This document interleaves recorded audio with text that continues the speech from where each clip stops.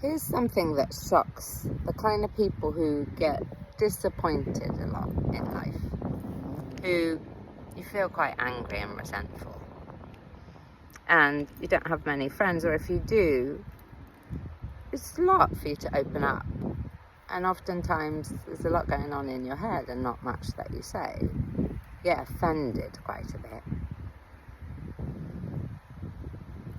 So you'll know if this is you. And some of it may be difficult to hear, however, I think really important for you to hear. That when I'll say to people, do you realise that you intimidate people? And I think there's an unconscious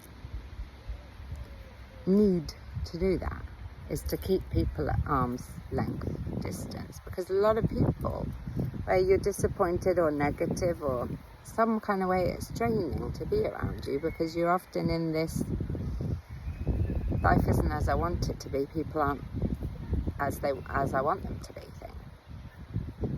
So what's disappointing for you is people aren't particularly real with you because they're scared of you, because you're so passive aggressive or resentful. So that's not that people don't care, it's that you scare people. They don't want to be hurt. We're all fearful of being wounded or rejected or judged in some kind of way. When I reflect that back to a lot of people, they don't realise that they're bullies. That someone's given you the impression that you haven't been good enough, or your feelings weren't welcome, your needs weren't attended to. And that happens to the majority of people. However, there are certain kinds of people where you live a lot of your life feeling nobody can do right by you, because you're suspicious of them. So you could consider if this might be you. Do people not give you a lot of eye contact? Do people, you feel they're a bit weak? And it will be because partly you've attracted someone who perhaps is an overgiver. I'm looking at a ladybird. Someone that over-tolerates you in your anger and pain, essentially. Don't get challenged for someone to say, hey, I care. And I notice there's certain ways that you are sometimes, and I'd love to support us to have a healthy relationship in some kind of way where we can meet in a place of health and what we do like and so on. That you decided that you'll be disappointed in people. And people will often feel that is a very high wall to climb. It takes a lot of feeling secure to keep climbing a wall where they feel actually probably you're going to reject in some kind of way, maybe even punish them for trying, that they're doing it wrong, or not in the way you like, or not with the words you like, or not at the time you would like. Because you're very fearful, essentially, about allowing someone in case they do hurt you. So you assume they will get it wrong. And essentially you're asking them to think like you, be like you, respond like you, and do it in the way you would do it. And that's not very generous. That's oppressive. People can't feel free with that they can be accepted as they are and how they think and how they compute things, that there's no room for their needs and their way of processing things. You're bullying them, not giving them the opportunity to give to you in the way that people may want to. And I imagine the relationship isn't equal either from your end. Have you thought of things that you could do to reach out, to do something? Write a note, think of them, do something for them, not to overcompensate, to just check yourself. Do I give to people in the way that is coming from the purest version of me, your most kind and loving self? Are you fairly representing the person that you actually are, or is what you're showing people your pain through the anger and the resentment and the shutdown and the people can't do right by you because you've been so hurt previously? But that's not our fault.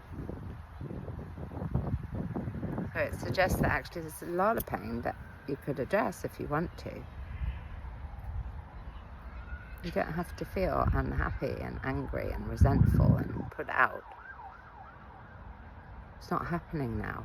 That's where we're dragging things from the past and putting them on other people, and often we can't see other people because there's a triangle of unhappiness in between where you think people are judging you, you judge other people, and then you judge yourself. So there's this triangle where you couldn't see me or someone in your life because all you're looking for is the judgment, thinking about the judgment. They're going to get it wrong, they didn't do it right, and then feel whatever you feel about yourself. You don't like you very much, and you think we're judging you, which in the end we might be. It's difficult to be around you, and that's not because of you, that's because of whatever mask you're wearing of pain of the past. We can't see you either because you've hidden yourself away. So you could ask yourself, am I coming at life from fear, meeting people from a place of fear, because it's fear or love that we're coming from? So the anger and the, what's that called? So frequent people do this, is looking for reasons to be offended. That's you in fear. What if it goes right? What if you take ownership without shame, without judgment of yourself? To be very gentle, to ask, am I being a loving influence to the people in my life in the way that I would love to have that? And is there one small thing that I could do to bridge the gap perhaps between the distance, my judgment, and something that might happen that might be healing and loving? And that could be inviting someone to the movie theatre, or saying, lunch is on me. I'm mindful that, maybe sometimes I'm a bit shut down, and I invite you to be my friend and I'll do a better job. Take me a while. However, I'm learning some things about what I'd really like from my relationships, and I'd like you in it. So I'm thinking about how I can be a better friend to myself and to you. For example, have a think.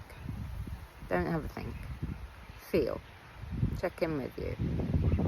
How are you talking to you? What are you focusing on?